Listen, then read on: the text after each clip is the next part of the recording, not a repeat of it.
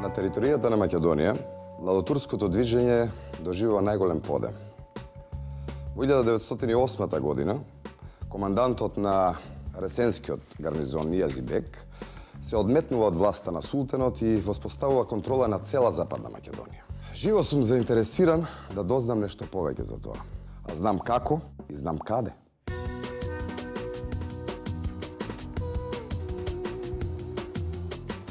Се движам низ Ресен, живописен град на падините на планината Галичица, веднаш до Преспанското езеро. Познат по своите јаболкови овоштарници и прекрасните пейсажи, но и по нешто друго. Ресенскиот сарај, познат како сарајот на Ахмет Нијази Бек во Ресен, е еден од најрепрезентативните примери на објекти градени во неокласичен стил во Македонија. Ова е куќата на Нијази Бек. Тој е човекот кој, како водач на младотурското движење, ја освојува Битола. Доаѓа во Ресен, го гради овој сарај, вели браќа македонци, власи, роми. Сега ќе живееме слободно сите во една држава, во едно демократско општество. Отоманскиот кмет Нијази Бек го изградил во раните 1900 години, откако бил воодушевен од францускиот замок на разгледницата што е добро.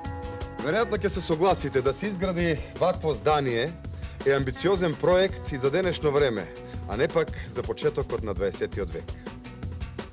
Денес зградата на сарајот е Дом на култура Драги Тозија. Тука се сместени постојаната поставка на дела на македонската сликарка Ќераца Висулчева и галеријата на дела од Ресенската керамичка колонија.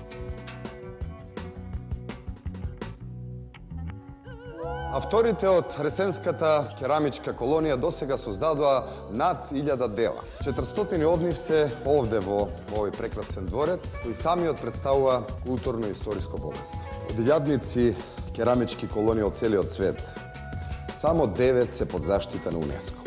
Ова, Ресенската, е една од нив. Велат, кој еднаш фатил глина во рака, целиот живот ќе се игра со неа. Грнчарството е креативен процес, но за да стане уметност, потребни се вакви места каде што грнчарот се инспирира. Ваква риба има само кај ристе во стење и само во мојата чудесна земја. На здравие!